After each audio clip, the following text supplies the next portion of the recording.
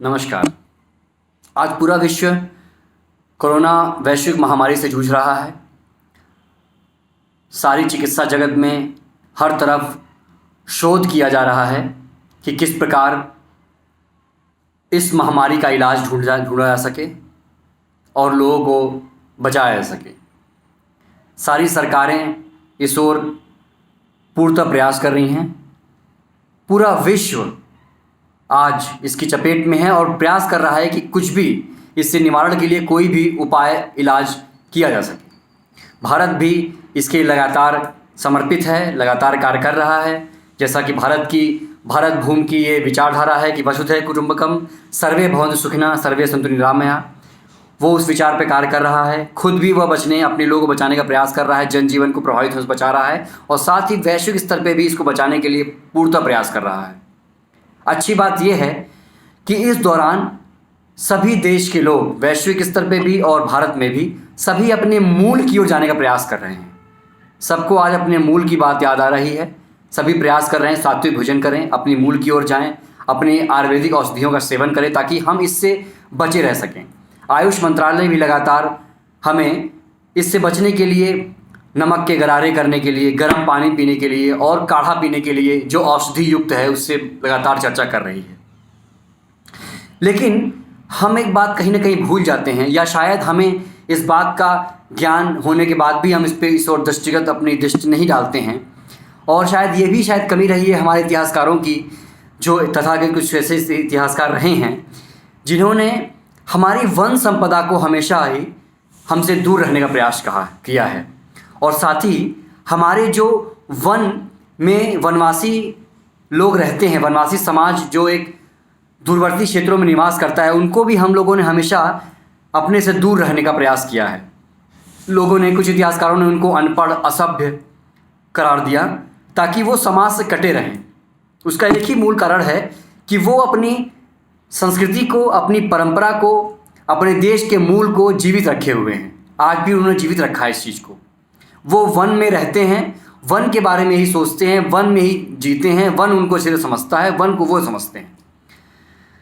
Professor Satish Chandra Mittal जी ने अपनी एक पुस्तक घुमंतू जनजाति में हमेशा वर्णित किया है कि जो घुमंतू जनजातियां हैं या जो वनवासी जनजातियां हैं वो किस प्रकार से अपने जीवन का रहन सहन, उनका जीवन का रहन सहन है, क्योंकि उनके पास पर्याप्त मात्रा में धन का संग्रह नहीं है। लेकिन इसके बाद भी वो अपने आप को इस प्रकार से तैयार रखते हैं कि वो जीवन में किसी प्रकार की समस्या आने पे उसका निस्तारण कर सकें, उससे लड़ सकें। आज के दौर में जब हम औषधि और चिकित्सा की बात करते हैं तो हमें याद आता है कि कुछ चीज़ें याद आता है कि जो वनवासी जीवन है वो हमेशा से इन वन औषधियों के बीच अपने आप को पाता है, अपने आप को जीवित रखता है। इसे ट्राइबल मेडिसिन भी कहा जाता है। लेकिन हम उनसे, चूंकि इस समाज में हम एलोपैथिक चिकित्सा में इतना उलझ गए कि हम इनसे दूर होते गए, जबकि वनवासी जीवन जो है वो इससे अलग है। मुझे एक वाकया याद आता है कि मैं अपने एक शोध कार्य के लिए मध्य प्रदेश के चाणा, जो डिंडौरी के पास, जबलपुर के पास चाणा जिला है। चाणा एक छोटा शहर है जो वनवासी बाहुल्य क्षेत्र है जहाँ बैगा निवास करते हैं। चूँकि बैगा एक विलुप्त प्राय जनजाति है और वह औषधियों के बारे में उनका ज्ञान बहुत ही व्यापक है। चूँकि बैगा का शाब्दिक अर्थ ही होता है उपचार करने वाला, झाड़ फूँक करने वाला या वैद्य। उन्हें इसके बारे में बहुत ही ज्ञान है। मुझे ध्यान आता है कि उस दौरान वो सुबह 5 बजे ही वन की तरफ पूरा अपना एक समूह बना के निकल जाते हैं और शाम को वो वन में लकड़ियाँ काट के, ईंधन की लकड़ियाँ और औषधियों के साथ वो आते हैं। औषधियों में मसाले भी होते हैं जो उनके रोज़मर्रा के लिए प्रयोग होते हैं और तमाम और भी चीज़ें उसमें प्रयुक्त होते हैं चीज़ें। तो उसमें उनके पास जो औषधि समझने की जो क्षमता है कि वो उसे सूंघ के, उसकी गंध से, उसकी पत्तियां देख के उसे पहचान लेते हैं। उनके उच्चार के भी बहुत से संसाधन हैं। आश्चर्य होगा कि आज के जो वर्तमान समय में बाल झड़ने की समस्या, दांतों की समस्या, पायरिया की समस्या और पेट दर्द की समस्या, कब्ज की समस्या, इन तमाम समस्याओं का उनके पास व्यापक उपचार है। यहाँ तक कि जो इन्फेक्शन की बात हम करते हैं, क्योंकि आए दिन वो दूषित जल पीने से, वनों में रहने से, उनको छोट कीट पतंगों को काटने से उनको आए दिन इन्फेक्शन संक्रमण उनको होता रहता है। उससे बचने के लिए भी उनके पास पर्याप्त मात्रा में उपचार है। उनके पास पीपल, पाकड़, नीम, पलास, जरिया, वन अंडी ऐसे तमाम वृक्ष और पौधे उनके जीवन में मौजूद हैं, जिससे वो अपने जीवन में औषधियों के रूप में प्रयोग करते हैं। इतना ही नहीं, वो इसको दिनचर्या के रूप में भी लाते हैं। जनजाति समाज के पास सर्पदंश की भी समस्या से दो चार होने के लिए औषधियाँ उपलब्ध हैं। मुझे याद आता है कि एक गांव में मेरा जाना हुआ था, जहां एक बालक को सर्पदंश से वो आहत हुआ था। वहां से शहर जाने में 2 से 3 घंटे लग जाते, इसलिए वहां के जो लोकल वैद्य, जिन्हें गुनिया, सिरहा, मैजिक या फिर बैगा के नाम से अलग अलग जनजातियों में अलग नामों से जाना जाता है, उनको बुलाया गया। उन्होंने उस घाव पे अपना एक हल्का सा एक काट लगा के वहाँ पे जरिया और इस तरह से और औषधियों का मिश्रण कर उस बालक को पिलाया गया और उसके उस सर्पदंश की जगह पे लेप लगाया गया। उस लेप के द्वारा उन्होंने उसका इलाज, उसका उपचार शुरू किया। रात भर कुछ मंत्रों का जाप होता रहा और अखंड दीपक जलाया गया। रात भर मंत्रों का जाप होता रहा और सुबह होते होते उस बालक को शुद्ध जल से, तालाब के जल से स्नान कराया गया और कुछ घड़ी बाद वो बालक अपने आप को स्वस्थ महसूस करने लगा। इसके बारे में और भी आप जब पढ़ेंगे और आपको समझ आएगा कि इस तरह छत्तीसगढ़ के बस्तर में, झारखंड में भी और अन्य भी जगहों पे हम देखते हैं कि सर्पदंश और इससे इसी तरह की गंभीर संक्रमित बीमारियों के उपचार के लिए वनवासी समाज के पास आज भी औषध प्रचुर मात्रा में उपलब्ध हैं। चूँकि इन औषधियों का लिपिबद्ध, इन औषधियों की जो तरीके हैं, जो इन्हें बनाने के उपचार के तरीके हैं, प्रविधियां हैं, जो विधियां हैं, उनको लिपिबद्ध नहीं किया जा सका है, इसलिए आज तक ये हमारे सामने नहीं आ पाई है। ये औषधियां अपने परिवारजनों, अपने पूर्वजों से पीढ़ी दर पीढ़ी आगे बढ़ रही हैं। लेकिन आज के दौर में समस्या एक बात की ये आ रही है, क्योंकि हम वनवासी क्षेत्रों से दूर जा रहे हैं और आज ईसाईकरण के दौर में, जहां वनवासी क्षेत्रों में ईसाई मिशनरी जो हैं वो उनको बरगला के अपनी तरफ मिला रहे हैं, उनको अपभ्रंश, उनका मार्ग बाधित करके अपनी तरफ मिला के इन सब चीज़ों, अपने मूल से उन्हें दूर करने का प्रयास कर रहे हैं। लेकिन इसके बाद भी आज भी वनवासी समाज उनसे जुड़ा हुआ है और आज भी अपने कार्य को भली भांति कर रहा है। अगर अभी इस संक्रमण के दौर में, कोरोना संक्रमण के दौर में अगर हम बात करें, तो एक रिपोर्ट सामने आई है जिसमें देखा गया है कि नागालैंड, अरुणाचल प्रदेश, मिजोरम आदि के जो जनजाति और वहाँ के मूल निवासी जो हैं, उनके बारे में चर्चा की जाए तो देखा गया है, हमें देखने को ये मिल रहा है कि उस दौर में संक्रमण सबसे कम वहाँ के स्थितियों में हमें देखने को मिल रहा है। उसका एक ये भी उदाहरण है कि वहाँ की जनजाति समाज है, उनका जीवन जो है बहुत ही संकल्पित है और वो अपने आप को बहुत ही विस्तृत तरीके से संजो के, संभाल के अपने जीवन पद्धति को, अपने रहन सहन को पारंपरिक तरीके से आज भी जी रहे हैं। इसलिए वहाँ पे इस संक्रमण का असर बहुत ही कम है।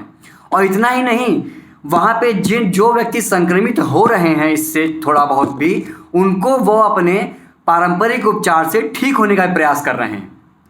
तो ये एक बहुत ही सकारात्मक तथ्य है वनवासी समाज के लिए, जिन्हें हमें बाहर लाना चाहिए।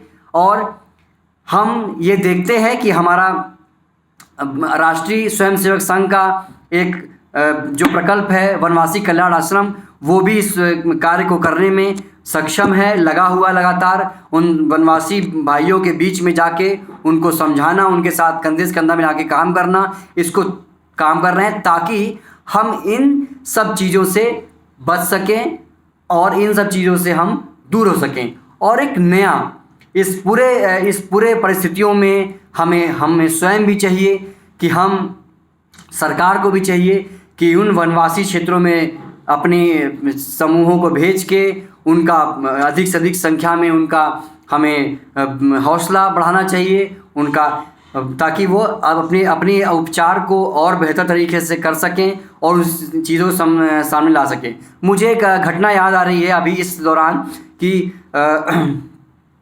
सेवा भारती, जो राष्ट्रीय स्वयंसेवक संघ की एक और प्रकल्प है सेवा भारती, वो इस समय लगातार देश भर में उनके प्रकल्प चल रहे हैं और वो इस कोरोना संकट से जूझ रहे लोगों का जहां एक तरफ से सहयोग कर रहे हैं, वहीं जो प्रवासी जो बाहर अलग राज्यों में जा रहे हैं परेशान हैं, उनके लिए भी वो चीज़ें उपलब्ध करा रहे हैं, राशन और जो भी आवश्यक वस्तुएं हैं। उसमें एक घटना सामने आई कि जो घुमंतु जनजातियां हैं जो घूम के अपना जीवन यापन करती हैं, उनके पास सहायता के लिए जब ये इनका सेवा भारती का दल वहाँ पहुँचा तो उन्होंने कोई भी सेवा लेने से मना कर दिया और उन्होंने बधाई देते हुए ये कहा कि आप ये राष्ट्र के हित में, लोगों के हित में ये कार्य कर रहे हैं और ये बहुत बड़ा कार्य है, इसलिए हम आपको सहायता करना चाहते हैं। और उन्होंने 50,000 रुपये अपने जो इकट्ठा किया था उन्होंने मिलके उसको सेवा भारती को दान किया ताकि अन्य लोगों की सहायता की जा सके। ये एक पहल है जो समाज में सकारात्मकता ला रही है, कहीं ना कहीं से हमें मजबूती इस दौर में भी दे रही है और आगे भी हमें मजबूती देती रहेगी। हमें लगता है कि इस पूरे दौर में जो वनवासी समाज ने अपना एक दृढ़ संकल्प लिया है और जो कार्य कर रहे हैं और जो करते चले आ रहे हैं, वो सिर्फ इस दौर में नहीं, वो पहले से कार्य करते चले आ रहे हैं और आगे भी करते रहेंगे। उनको सहयोग की आवश्यकता है और हमें लगता है कि उनके साथ मिल के हमें करना चाहिए काम, ताकि उनको हम समझ सकें, उनके विचारों को हम जान सके, उनके उपलब्धियों, उनके औषधियों, उनके उपचार प्रविधियों को हम जान सके ताकि वो चीज़ समाज में आ सके। और आज के दौर में वो एक सच्चे जो हमारे कहा जाता है कि वन पुरुष हैं और जो हम सरकार से जो संस्थान जो हमारे समाज के लिए कार्य कर रहे हैं अलग अलग पूरे देश में उनके उपचार व्यवस्थाएं, उनके रहन सहन का तरीका अलग हो सकता है, लेकिन उनका विचार एक ही है कि वो ग्राम देवता, वन देवता को अपना देवता मानते हैं और समाज में कल्याण करना उनका सर्वोपरि उनके लिए है और वो इस कार्य को भली भांति कर रहे हैं। इस